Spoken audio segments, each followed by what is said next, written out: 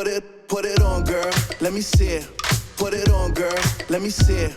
You are listening to Accidentally Informed. Okay, I'm sorry, but my girl Erica Cobb could not join us today, but we've got actress and my best friend Annie Alonso here instead, filling in. Now, with over 16 million TikTok views and a reputation as the fairy godbrother, he's the go-to coach helping Black and brown women level up in love. Please welcome the brilliant dating expert and relationship guru, Anwar White. Anwar, welcome to Accidentally Informed. Oh, yes. He was a fairy. Yeah. Thank you for having me. I'm so happy to be here. We are too. Anwar, I have, am I saying it Anwar or Anwar? Both. My mom calls me Anwar. My grandma calls me Anwar. So I don't So there's no argue wrong with any answer. of them, or I'll get a whooping. You're so cute. Okay, I love it. You're so cute. Like you're I Well, love you can't have me. So if you're trying to flirt with me on your show, it's not going to work. Oh, I really was trying it. Shut down, if you will. He put up his boundaries immediately. No, but you are like, I think, and not just your physical, but I just think your personality, the way you deliver your advice, it's super, like, it's warm. It's not, you don't make me feel bad if I'm doing some of the stuff that you're against. And I love that about you. So, okay, let's just jump right into it. Annie and I are both single. Let's do it. I want to help. I'm here to inform. Oh my goodness. Well, we got a lot of questions. So inform us. Okay. Let's not beat around the bush here. How can you tell if a guy is good in bed from the first date? Well, y'all were already talking about choking. So we definitely have to get into how can we figure out if he's good in bed? So I came here because I wanted to give y'all the tea, even if it's a little bit messy. So I always say, and this sounds really bad, but it's been my experience. I've been a dating coach for 15 years. If he is like a messy eater, then he will be a messy eater, if you know what I mean. So some of the girls who are a little bit snobby, if you don't, use the right fork, they get a little bit up in arms, but please know he's doing what he needs to do. I would also say someone who is, who takes you on cheap dates. Usually the poor man's have the best D. They do. Oh my God. Don't get caught up, ladies. Please don't. So if he's taking you on, a walking date, then you might not be walking tomorrow. Why is the good peen always attached to a struggle guy? Is it because that's all they have? God is a funny God. God is an ironic God, and so those who have it might not have it in other areas.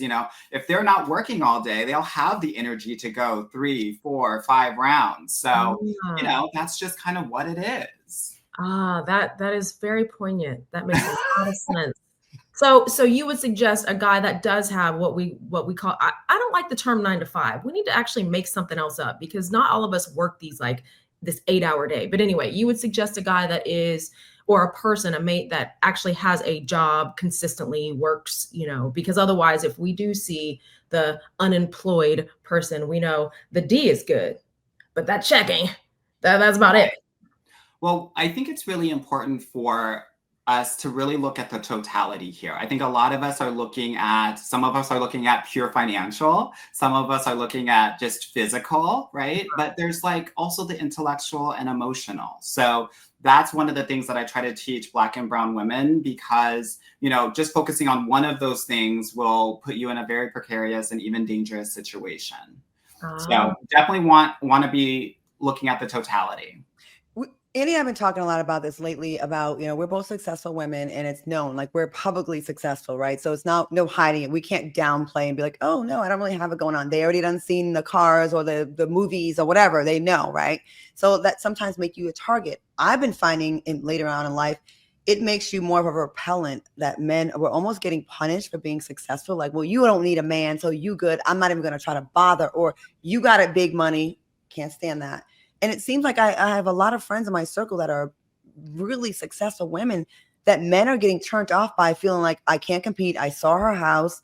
And these are women that are not even looking for a wealthy man. They just want a man that's secure, that they're doing their thing, Yeah, I think it's very difficult. I mean, that's who I work with primarily, right? High achieving Black and brown women that are doing the damn thing. And the difference between men and women is like when men do really well, they have their pool increases. But when women, specifically women of color, do well, their pool really decreases, right? And it's unfair. It's unfair when you got a lot going on, but most individuals who you want to date won't be able to compare, right? Or at least take care of you. And so that's their problem at the end of the day. You know, one of the things, and I work with a lot of people that are in the public eye, and I do it confidentially and very cute. But one of the things that I think is very important, and that what I tell them is, and I want to tell y'all this as well, you're going to have to step outside of your industry. If you want to date, you're going to have to step outside of your industry, because if you don't, a man will always compete with you. Right? I don't want to date in my industry. Yeah, I don't either, but we find ourselves obviously where, when you're surrounded by your lifestyle, right? And so what do you suggest to do to really step outside of that comfort zone? Like, whether I like it or not, I need to be on set. So, it's producers, it's writers, it's actors, it's cast, it's crew. Those are the people that I'm most of the time surrounded by, even in. I understand that. So I was thinking about this before I came on. And so one of the things that I would say, and that I say to individuals that are in a similar boat as you all, is I want you to go to a lot of philanthropic events, galas, fundraisers, and some of them might be connected to the entertainment industry. Some of them won't. But the men that are there, they're not focused on trying to compete with you generally. They generally will have their own situation going on. So that's one area that I want y'all to go to and really focus on, okay? The other art exhibitions, like VIP, charity, golf, things where, because here's the thing, when you got a lot going on and you are ambitious and you're trying to, as you said, right, break glass ceilings, you're going to need someone who has a bit more time on their hands to be able to support you, right? Emotionally, with time. A lot of us actually are looking for our clone and not our complement. So a lot of us will be looking for very ambitious men. But when you're looking for an ambitious man, his ambitions will be number one. He will be number two. And either you or his mama will be number three. So it's a recipe for disaster. So you want someone who has the time and the resources to go to such events, right? So that you know that he has a bit of wealth and he has time. And I think that's what you all need more than anything else. Also, alumni networks. Okay, this is all very helpful. I'm curious to know also what the gang thinks in the chat. So you guys please ask questions as well. It does look like we have a question. Before we get to that, I do have a question of my own. What is your take? What's your theory on you can read their face? You can read a man's face and it tells you what? Well, a lot of different things, right? It tells you how they are able to have, how they can have sex with you. Is that your theory? What, fill me in on it's a variety of different things. And, one of the things that I try to do as a dating coach is make sure that women are safe at the end of the day, because the streets are very dangerous. And so, when I talk about like the narcissistic smile, where guys like smile like this, that's danger. That is, he potentially is domestically violent, right? These are like research things. And if we look at some of our musician and actress friends who maybe have had issues and look at some of the pictures, you might see that. So that's something that's really important. When you're being what's a smile? I'm sorry. Like, what do you mean the smile? Like it's like a wolf snarl. Yes, I see. Yeah. Yes. Yeah. There's what? For added effort to the smile. It's not just a genuine smile. It's not real. I'm forcing it. The person we saw, Annie, that I spoke to, never smiles with the eyes either. Yes. With the mouth. Right. Yeah. So that, when you see that smile, run away for sure. Right. Also, men that smirk, that little, that, especially when you're being vulnerable or you're expressing your feelings, narcissistic smirk, right? So you definitely want to check for that. And then I will also say, men that have these lines right here, very angry, individuals. Yeah. Right? Why are you doing that all the time? Right. Definitely. If you have like lines here, very worried about stuff. He's a worry wart. Okay. I also say that if men have these lines here, I call these like purser. Like these lines are what gay men have. You know how sometimes people say gay face? It's often because they have these like purser lines here because they're always doing their lips like this. Mm-hmm. So you Judge- might want to take a look at that, especially because there's so many DL men these days. Okay, I've been screaming about this for decades, and people thought I was being paranoid and just, oh, you think everyone's like that. But I've been seeing a lot of that, and I think it's very, very common. Why do you think it's so popular to be well, not popular, but it's so common?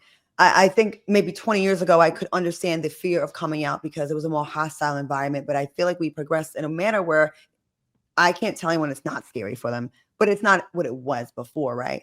What do you think? Do you think these DL men are just greedy, selfish, cowards? I think that there's still a lot of shame about being LGBT, especially in the Black community. Mm-hmm. I mean, you can talk to a lot of different women. I mean, there was an episode on Insecure about a man being bisexual or having any sort of experience with a man, and everybody was like, ugh, not that. I would never be with someone like that. So even though it's 2025, there are still these thoughts, right? There's still these feelings around that. And here's the thing, right? I'm not here to like shit on Black women, but you know, when you're a Black woman and you are being micro and macro aggressed on a daily basis, you are really looking for someone that is going to protect you from that. And there are still mentalities around, is someone like that going to be able to protect me? So part of what's happening there is that, but also part of it is a bit of homophobia, right? Even when men are expressing their feelings, oh, that's soft, that's weak, that's zesty, what have you, these are all things, all telltale signs of like, okay, I'm not safe to be myself around you, right? And so you have these individuals, right, who are feeling this way that for the most part might be bisexual, right? Or just gay in general, but still can't feel comfortable doing so, right? So that's a lot of part of it. And then the other part is these men just like to get it in. And they don't care who they're getting it in with, no shade, right? Like, look, I mean, here's the thing. If you go on Instagram, if you go on before, a lot of music videos on BET, it's butt. These men don't care where the butt is. They're just looking for butt, right? They're attracted to butt. I'm sorry to say that, but that's just the tea. So, you know, and I think it's primal. I think it's animalistic. Very primal, totally. Right? And so, you know, we all have butts. I want to ask you something, and I want to be mindful. You know, I realize I'm usually living in mostly progressive cities, so my mentality might not be the same of someone in Middle America that's not exposed to as many LGBTQ community people. They don't really see the representation. I want to ask you. I know this is like a delicate topic. Are women that say their preference is not to date a bisexual man, would you consider her homophobic? No, I don't think that's the case. I mean, we all have our preferences. This is about making sure that you're feeling safe at the end of the day, right? Like when I was out in these streets, I was not trying to be with somebody that was bisexual because that didn't make me feel safe, right? So everyone has license to choose who they want to be with. Yeah. And, you know, that's everyone's prerogative. I just think it's important for us to be really clear about who you are and how you show up in the world, right? At the end of the day. What advice would you give the Black women? Because I kind of I felt it in my heart, like, ugh, I hate that some of our, you know, our gay and bisexual Black men in our lives may think that we may have some kind of homophobia or think a negative way about them. What advice could you give us to I don't know, not come off that way and to be more sensitive? Because I feel like that allyship is something that I feel like needs to be protected. A lot of times in very toxic male environments in their families, a lot of my gay friends felt like they couldn't come out. And a lot of times it would be a sister, a cousin, you know, their mom, that would be the one that would support. So to hear that we've kind of gotten away from that in some regards, I don't want that. So like, how can we show it better for the community? Well, I think that Black women specifically are the biggest cheerleaders and supporters in the world for most individuals. So I don't think that there's much for you all to do. Okay. I will say, though, that continuing to share and be supportive outside of intimate relationships, I think will be really helpful, right? And I think that having a different mindset around how someone can protect you in a relationship is going to be really important as well. There's various forms of protection and safety in a relationship. Like I do this work every day, been doing it for 15 years. And one of the biggest things that I often see is that vulnerability is a very difficult thing for most Black women to do. And so we've been taught, socialized, conditioned to think that being vulnerable is weak, right? This is a community issue. It's not just like a Black woman issue, right? And so part of this is don't be afraid to be vulnerable. Don't be afraid to, even talk about you. And also, sex is also a bit taboo as well. So I love the fact that y'all were talking about being choked, right? But continuing to have those sorts of conversations about like, oh, I might want to explore some dom sub stuff or whatever it may be, put it on the table, put it on the floor so that we can talk about, well, what are you into? What are you into? Without shame, with openness. What is your take on gender roles? We were just talking about that with the Keith Sweat thing and him saying, I want a woman that's, going to cook and clean for me and all of that. What is your take when it really comes to two people that are exploring each other, man, woman, gender roles? What do you think about that dating wise? I don't think about it. I think about dating in terms of masculine and feminine energy. Okay. Right? And it's not about gender because most of the women I talk to are in their masculine energy, right? Yes. And the thing about it and what makes dating so tricky these days is that, we all have masculine and feminine parts to ourselves. And so the thing that makes it tricky is that the mix is a little bit different, right? Maybe in the 50s and 60s, the men were 90% masculine and 10% feminine, and the women were 80% feminine and 20% masculine. Now, people are 60-40, 50-50, 70-30, and it makes it really hard for you to find your complement because your relationships are about finding your complement, the yin to your yang. So that's why when I'm telling you all, don't go for people in your industry that are trying to climb, that you need someone that's going to be able to complement you, to be able to support you as you break the glass ceiling. That's what I mean, right? That we have to be looking for the complement. And so I feel bad for like individuals like Keith Sweat because I think that's a special situation where you're in the public light and people already think that you have a lot of money. You will attract people that are going to try to take. So his experience is probably significantly different than your everyday Joe on the street. But I still think, right, that men often do experience this. The tricky part of dating is that traditionally men brought money home, and women kind of supported them as they brought the money home. And unfortunately, what is happening, and this is very specific for the Black community, is that when you tease out the data, single Black women make more than single Black men. This is the only racial group where this happens. And so when I'm making more money, but you want me to do this excess labor, and then you also want me to let you lead, the math isn't mathing. That's right? a good point. Yeah. Yes. So this is why I always tell ladies that I want you to date everybody. When you date everybody, you 7x your chances of finding love. I get a lot of shit about that on the internet, about me, trying to kill off the Black race. But I'm really not, I'm not about Black love. I'm really about making sure that Black women find love. And I don't care what package that comes in at the end of the day. I love it. We have a comment from Christine R. A question.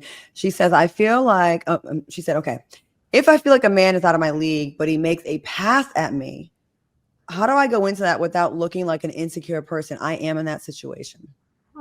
So I guess the question I would have is when she says out of her league, does that mean that she thinks that he's better than her? Because a lot of women will actually put a lot of men on a pedestal. It's when you're high school and you're the freshman girl and that senior varsity quarterback, a lot of women will do that because they haven't found their internal strength and power as a women, right? One of the things that I think is very important for every woman to know is that it starts and it ends with you.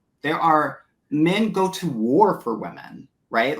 That's the amount of power that you have. And unfortunately, because most women, specifically Black and brown women, are not taught how to date, they don't understand their own power. So I always tell women to reshape their mindset around this.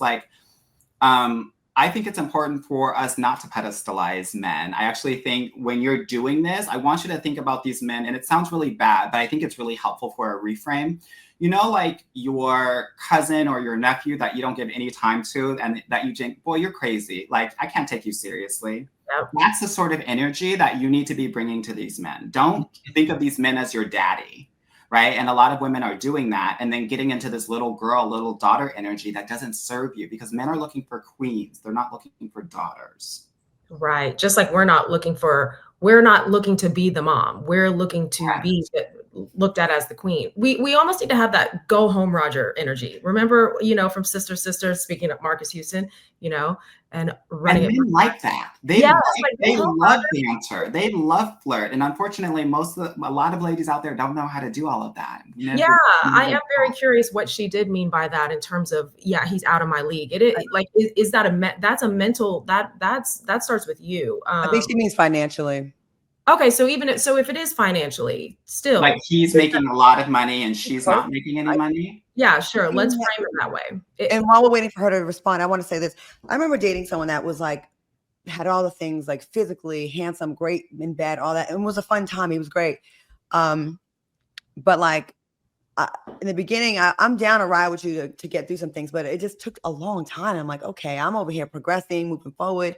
And my sex drive started to go by the wayside. And we had a conversation about it. And I had to tell him, I'm starting to feel like your mom. And I'm like, so I could either be one or the other. I could be your mom and help you and like give you money and help you out with your dreams. Or I can be this sexy woman to you. But like where we are right now, I don't feel safe to be a freak with you. I don't feel safe I don't feel like I'm with a man. I feel like I'm with my son. And I don't want that. It's hard to be, and as fine as he was and everything physically was there, it just was like so tough. And I find that happens a lot. It does. Like I said before, there is an income gap and there's a huge education gap between Black women and Black men. And so that's going to make dating more and more complicated as the years go by. Dating is the most complicated it's ever been. It's going to get even more complicated because of this dynamic, unfortunately. This is why I'm saying you need to date everybody, right? I don't care what package it comes in. I just want to make sure that you're feeling safe and you're feeling like the queen that you are at the end of the day. And Christine is saying that she did mean more educated and has more money. So in terms of, her feeling a little outnumbered, what would your advice be with that? If he is more educated, he's got fancier friends than her, what would you say? I want to say this with love and respect. She's going to have to level up. There we go. She's going to have to level up. And I'm not just saying get more money. I'm not saying get prettier. I'm saying I need you to have a different self-concept about yourself. I want you to go into the room and not think that people are better than you or worse than you. And just be in your own world, right? The way that people get obsessed with you is when you're obsessed with yourself. And if you're asking this question, I don't think that you're obsessed with yourself enough. That's what I would say. Yeah, that's great. Yeah, because if you're not obsessed with yourself yet, now you're seeking that validation from other people, and it looks very desperate, and it comes across weak, and people notice that immediately, and it's not attractive. She said he's a high-powered lawyer. Oh, that would probably be tough anyways. Yeah, girl, don't get with the lawyer, girl. They just want to argue with you. You don't want to play the debate club. That's lame. Oh, we have so many more questions. I would love to extend an invitation to have you back. Like there's so many women here that are like, you're preaching. We need this. And men are really loving what you're saying. Tamara B says he is preaching. Confidence is king. We have a lot of people that are here for your commentary and your advice. So thank you so much. Annie and I'm only dating if I need to be fixed up or introduced, or I have to have someone screen for me because I clearly am not good at it. So I will be in your DMs, Anwar. I know. I was about to say, I'm going to have to slide in the DM too, Anwar. I mean, y'all, I gave you a little bit of something. So I need you out in those, philanthropic events and letting it happen, making it happen. Yeah. Anwar, thank you so much. Where can people find you and get some of this great wisdom from you? You're welcome. So all my socials, Dating Coach Anwar, ANWAR. And if you're interested in working with me, definitely go to my website, getyourguycoaching.com. And that's the name of my podcast as well. When is your podcast on so we can tell? my podcast comes out every week almost. So just, get your guy coaching, check it out. And we talk about all these things and more. So definitely check it out. Thank you so much. We appreciate you. Great advice. Thank you so much. You're welcome. Thank you for having me. We're gonna put on a little cute little skirts and get to those golfing events, right, Annie? Yes. Get to the charitable events, the golf events. We'll be there. Political I love fundraising. it. Thank you so much, Anwar. Appreciate you. Put it on, girl. Let me see it. Put it on, girl. Let me see it.